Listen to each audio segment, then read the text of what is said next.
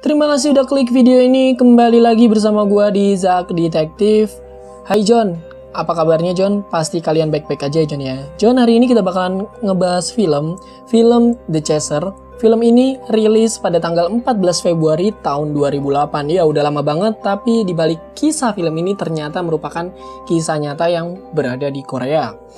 Film ini bercerita tentang seorang mantan detektif yang berprofesi sebagai mucikari yang mencoba untuk melacak keberadaan dari wanita-wanita yang hilang secara misterius. Awalnya gue nonton film ini merasa gregetan sendiri, sebab pelakunya itu pinter banget ngelabuin polisi, menyembunyikan korban-korbannya yang telah dibunuh olehnya sampai dia dihajar habis-habisan, masih aja tetap nggak mau ngaku John. Oke, tanpa lama-lama kita masuk aja ke ceritanya John.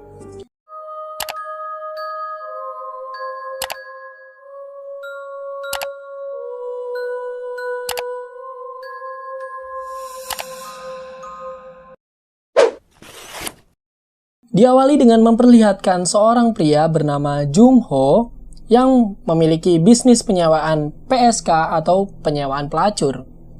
Kalau di Indonesia biasanya menyebutnya dengan mucikari ya, di mana wanita-wanita tersebut akan dikirim ketika ada seseorang yang memesannya.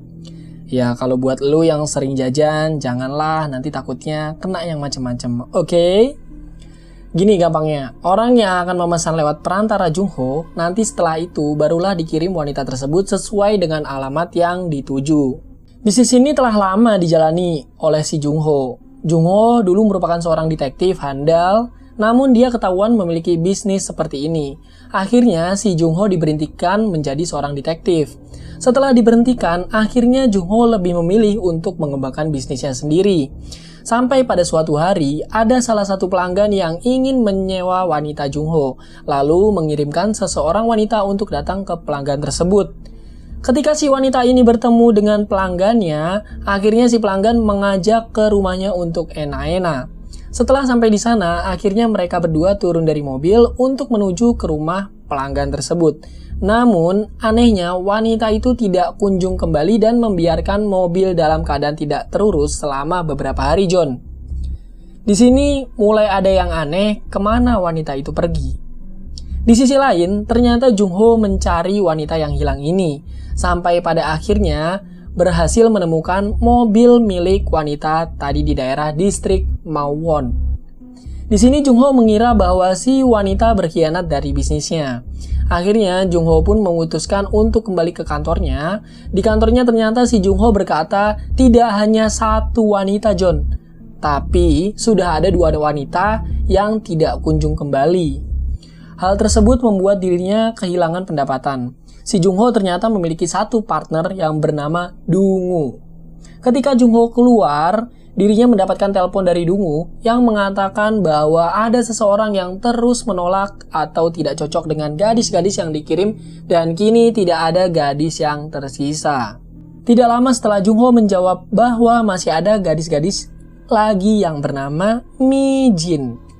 Namun ternyata Mi Jin jatuh sakit dan tidak diharuskan untuk bekerja John. Karena si Jung Ho ini tidak ingin kehilangan pelanggannya, ya semua itu demi duit ya John ya. Akhirnya dirinya menelpon Mi Jin untuk segera menemui si pelanggan. Pada akhirnya Mi Jin langsung bergegas untuk menemui pelanggannya. Jung Ho yang baru sampai di kantornya kaget melihat ponsel di kantornya yang berisi nomor 4885. Jung Ho yang tidak asing dengan nomor tersebut setelah dicek ternyata benar saja John. Sudah ada dua wanita yang sebelumnya sudah dikirim ke distrik Mawon. Namun, kedua wanita yang dipesan sebelumnya tidak kunjung kembali dan sekarang Mi Jin telah dikirim ke alamat yang sama untuk menemui pelanggan dengan nomor 4885 ini, John. Mengetahui hal tersebut, membuat si Jung Ho mengira bahwa wanita-wanita itu dijual oleh si pemilik nomor ini. Takut si Mi Jin kenapa-napa, akhirnya Jung Ho langsung menelpon Mi Jin dan menyuruhnya untuk memberitahu alamat dari pemilik nomor tadi.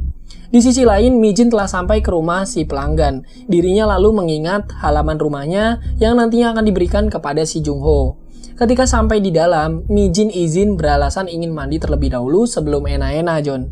Padahal dirinya ingin mengirimkan pesan kepada si Jung Ho untuk memberitahukan alamat yang tidak diduga-duga, tempat tersebut tidak terdapat sinyal John, sehingga membuat Mi-jin tidak bisa mengirim pesan ke Jung-ho.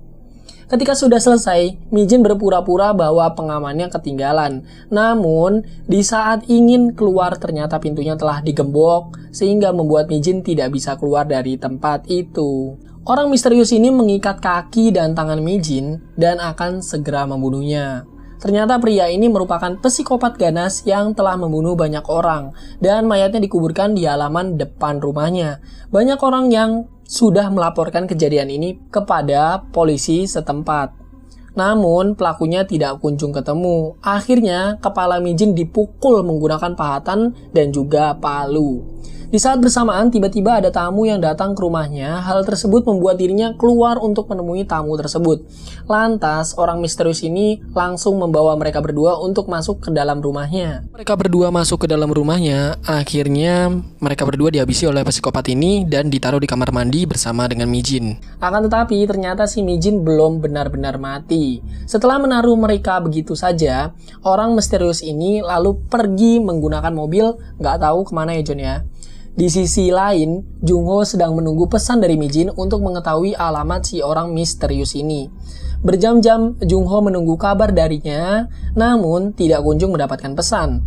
Jung-ho pun merasa ada yang ganjal dengan orang misterius ini, lalu dirinya memutuskan untuk berkeliling jalan sambil bertanya-tanya kepada orang di sekitar. Tidak lama setelah itu, akhirnya Jung-ho mengalami tabrakan dengan si orang misterius ini. Kemudian Jung-ho turun dan melihat kemejanya terdapat darah segar. Curiga dengan orang ini, Jung-ho lalu menelpon nomor yang belakangnya 4885 yang pertama tadi ya John ya. Dan betul saja, nomor itu mengarah pada dirinya. Ponselnya berbunyi, orang misterius ini langsung kabur dari Jung-ho. Terjadi kejar-kejaran antara mereka berdua. Pada akhirnya, si Jung-ho membuat orang ini babak belur. Setelah itu, Jung-ho mau membawanya ke mobil. Namun, tiba-tiba seorang polisi datang dan curiga dengan Jung-ho dan orang misterius ini. Polisi membawa mereka ke kantor polisi. Ketika di kantor polisi, Jung-ho mencoba menelpon rekannya yang bernama Gil-wo, yang juga menjadi polisi. Namun di sisi lain ternyata temannya sibuk karena temannya sedang menjaga wali kota yang tengah berkunjung ke Seoul. Tiba-tiba ada seseorang yang melempar kotoran kepada wali kota tersebut. Polisi langsung bergegas untuk menangkap si pelaku pelempar kotoran tersebut. Saat polisi menginterogasi orang misterius ini, terungkap bahwa orang ini telah melakukan pembunuhan sebanyak 9 orang. Tidak hanya itu, orang ini juga terungkap bahwa namanya adalah Yong-min. Lalu tiba-tiba Gil-wo datang untuk menjemput si Jung-ho yang telah ditangkap oleh polisi tadi. Mereka membawa Yong-min pergi ke kantor polisi pusat. Jung-ho yang ingin kembali ke mobilnya melihat mobil yang dikendarai oleh Yong-min pasca tabrakan tadi. Di dalam mobilnya juga terdapat sesuatu, yaitu kunci rumah. Namun anehnya di situ ada banyak sekali kunci-kunci yang tersedia. Setelah itu, Jung-ho menelpon Dong-woo, yakni partner bisnisnya, untuk mencari rumah Yong-min dengan menggunakan kunci-kunci tadi. Terpaksa deh, Dong-woo mencari rumah itu satu persatu, John. Nah, di sini pasti memakan banyak waktu ya, karena kuncinya ada banyak dan rumahnya juga ada banyak, John. Sementara itu, Jung-ho akan pergi ke kantor polisi pusat. Di sisi lain, Gil-wo sedang sibuk menginterogasi Yong-min untuk memberitahu kuburan ke-9 mayat tersebut. Yong-min mengaku bukan 9 mayat, melainkan ada 12 mayat yang telah ia bunuh. Hal itu memang benar ya John ya. Hal yang pertama, 9 mayat telah dibunuh jauh-jauh hari, sedangkan 3 lagi masih ada di dalam kamar mandi, tempatnya di rumah Yong-min. Namun Yong-min tidak mau memberitahukan alamat yang aslinya, malahan dirinya memberitahukan alamat yang ada di KTP si Yong-min. Gil-wo menyuruh Jung-ho untuk pergi ke rumahnya Mi-jin mencari rambutnya untuk melakukan tes DNA apakah darah yang terdapat di kemejanya Yong-min merupakan darah Mi-jin. Untuk mengetahui hal tersebut, jadinya semuanya itu dilakuin tes DNA untuk mengetahui lebih jauhnya dulu. Hal itu pasti percuma saja ya. Sepertinya yang kita tahu, saat Yong-min ingin membunuh Mi-jin, dia tidak mengenakan baju. Dan di saat ada tamu datang, dengan cepat dia mengenakan bajunya. Di saat Yongmin menyuruhnya untuk masuk, akhirnya dua orang tersebut langsung dibunuh kan John. Jadi dapat disimpulkan bahwa darah yang ada di kemejanya merupakan darah dari dua orang tersebut, bukan darah dari Mijin. Karena mereka tidak tahu, akhirnya Jungho pergi bersama dengan polisi lainnya untuk mencari rambut Mijin di rumahnya si Mijin. Di situ si Jungho bertemu dengan anak Mijin. Karena kasihan, Jungho memutuskan untuk membawanya. Jungho akhirnya mendapatkan panggilan dari Dungu bahwa ada salah satu kunci yang cocok dengan salah satu rumah. Namun ketika juga sampai di sana, dirinya tidak menemukan siapa-siapa. Ketika Jungho keluar dari rumah itu, tiba-tiba pemilik rumah datang dan terjadi kejar-kejaran antara mereka bertiga. Singkat cerita, akhirnya Jungho dan Dungu berhasil menangkap dan membuat orang tersebut babak belur. Di situ, orang ini bercerita bahwa Yongmin pernah menginap di sini selama 2 minggu. Setelah itu dirinya hanya melihat bahwa Yongmin telah pergi membawa perkakas miliknya. Orang tersebut juga bercerita bahwa Yongmin melukiskan sebuah gambar di ruangannya tanpa seizin dirinya. Ketika Jungho kembali ke mobil, dia mengetahui bahwa anak Mijin telah hilang entah kemana. Pas dicari, ternyata anak Mijin terluka di suatu tempat, mungkin karena dia kepleset ya John. Sehingga membuatnya pingsan. Hal tersebut membuat Jungho langsung membawanya ke rumah sakit. Dan biaya pengobatannya ditanggung oleh si Jungho. Jungho kemudian memutuskan untuk kembali ke kantor polisi, menanyakan hal ini kepada Yongmin dengan menggunakan kekerasan. Akhirnya Jungho mendapatkan suatu informasi bahwa Yongmin menyebutkan tempat yang bernama Mangwon 8931. Mangwon dulunya merupakan tempat kerja dari Yongmin. Di sana para polisi mencoba mencari bukti-bukti, yaitu mayat yang dibunuh, agar nantinya Yongmin bisa ditahan. Kemudian Jungho segera menyadari bahwa Yongmin telah berbohong mengenai lokasi ini. Jungho juga dulunya adalah seorang detektif. Dirinya tahu bahwa Mangwon 8931 dan distrik Mangwon lokasinya sangat-sangat jauh. Kita bisa melihat bahwa mobil Mijin dan gadis lainnya berada di distrik Mangwon. Tak hanya itu, Jungho juga mengalami tabrakan dengan Yongmin, lokasinya juga di distrik Mangwon. Sedangkan Mangwon 893 yang dibilang oleh Yongmin merupakan tempat menguburkan mayat-mayat tersebut. Hal itu membuat Jungho merasa aneh dan langsung berpikir menggunakan logika. Jika Yongmin berjalan kaki membawa mayat-mayat tersebut dari distrik Mangwon ke Mangwon 893, akan membutuhkan waktu selama 20 menit untuk sampai ke sana. Hal tersebut sangatlah tidak masuk akal. Ya, sudah dipastikan saat menuju ke sana, pasti ada seseorang yang melihat Yongmin membawa mayat. Dirinya sangat yakin bahwa mayat-mayat dan tempat tinggal Yongmin masih di sekitaran distrik Mangwon, bukan di Mangwon 893. Di sisi lain, benar saja hasil DNA Mijin dan di kemejanya ternyata berbeda John. Hal tersebut membuat para polisi tidak memiliki bukti-bukti yang kuat mengenai pembunuhan berantai yang dilakukan oleh si Yongmin. Para polisi kemudian memutuskan untuk melepaskan Yongmin karena dianggap tidak bersalah. Salah satu petinggi kemudian menyuruh untuk membawa orang yang membuat si Yongmin ini babak belur. Lalu Gilwo menangkap Jungho untuk diserahkan kepada petinggi di sana. Kemudian berbicara kepada Jungho, kita harus merelakan dan membebaskan kasus Yongmin, kata si Gilwo. Tak lama setelah itu terjadi aksi kejar-kejaran antara mereka semua. Pada akhirnya karena kalah jumlah, Jungho tertangkap dan akan dibawa ke petinggi. Di perjalanan, Jungho sengaja menendang kursi supir dan membuat mobil oleng menabrak pohon. Hal tersebut membuat Jungho memiliki kesempatan untuk kabur dari sana John. Namun sebelum pergi, dirinya meminta kepada salah satu polisi untuk membukakan borgol yang ada di tangannya. Jungho kemudian bertanya kepada polisi itu di mana Yongmin berada. Polisi tersebut lalu menjawab bahwa Yongmin telah bebas karena dinyatakan tidak bersalah. Jungho yang mendengar hal tersebut lalu bergegas pergi ke distrik Mangwon untuk mencari Yongmin. Di sini Jungho yakin bahwa Mijin masih hidup. Di sisi lain, Mijin yang terluka di rumah Yongmin, dia mencoba membebaskan diri menggunakan pecahan lantai untuk memotong tali yang mengikat tangannya. Hal tersebut ternyata berhasil dan membuat dirinya bebas dari rumah tersebut. Tidak lama setelah itu dirinya berlari ke sebuah toko untuk menelpon Jung Ho, memberitahukan lokasi sekarang dirinya berada. Namun ternyata Jung Ho tidak mendengar bahwa ponselnya berdering. Karena tidak diangkat oleh Jung Ho, akhirnya Mi Jin hanya mengirimkan pesan kepada Jung Ho untuk memberitahukan bahwa ada sesuatu yang penting. Tiba-tiba Yong Min datang ke toko yang sama untuk membeli rokok. Penjaga toko kemudian bercerita tentang wanita yang berdarah-darah yang datang ke tokonya. Kemudian penjaga toko menyuruh Yong Min untuk melindungi mereka. Karena takut si pembunuh itu datang ke tokonya. Mendengar hal itu, Yong Min segera menyadari bahwa wanita yang dimaksud adalah si Mi Jin. Jadi, si Yong Min ini langsung ngebunuh si Mi Jin ya. Dia itu minta palu sama si penjaga tokonya. Dan penjaga tokonya ini berpikir bahwa palu tersebut akan digunakan untuk menjaga mereka berdua. Namun nyatanya palu tersebut digunakan untuk membunuh Mi Jin dan penjaga toko tersebut.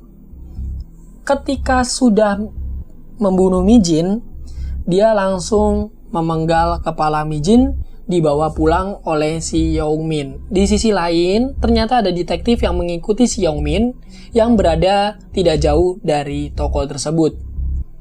Terus detektif ini tuh berpikir kok si Yong Min gak keluar-keluar ya. Entah bagaimana Yong Min pergi dari toko tersebut, mungkin dia keluar lewat pintu belakang.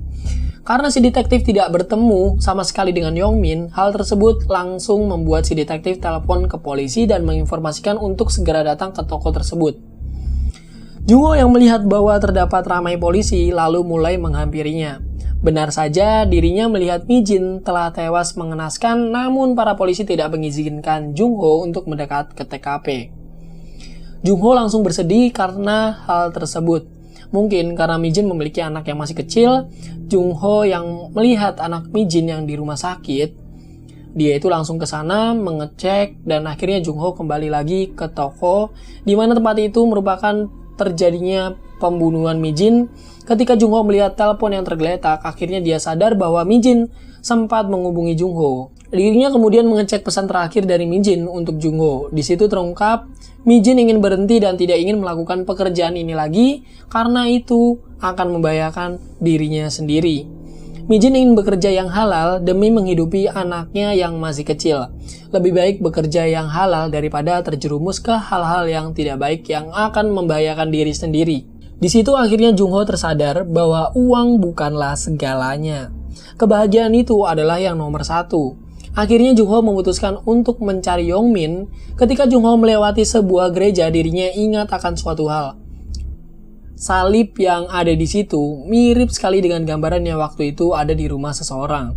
Lalu Jung Ho memutuskan untuk masuk ke dalam untuk menanyakan tentang identitas Yong Min. Pada akhirnya Jung Ho berhasil mendapatkan informasi mengenai tempat tinggal Yong Min yang sebenarnya. Di sisi lain, Yong Min sedang menguburkan dua mayat yang ada di kamar mandi rumahnya. Ketika selesai menguburkannya, dirinya menggunakan pakaian jas seperti ingin pergi ke suatu tempat. Di sisi lain, Jung Ho di depan rumah Yong Min. Ketika ingin masuk ke rumah tersebut, dirinya ingat bahwa dirinya masih memegang kunci rumah milik Yong Min. Tapi sebelum Jung Ho masuk, dia menelpon Gilwo untuk memberitahu alamat Yong Min yang sebenarnya. Dan jika Jung Ho tidak kunjung kembali, maka Jung Ho dipastikan sudah tewas. Akhirnya bertemulah mereka berdua.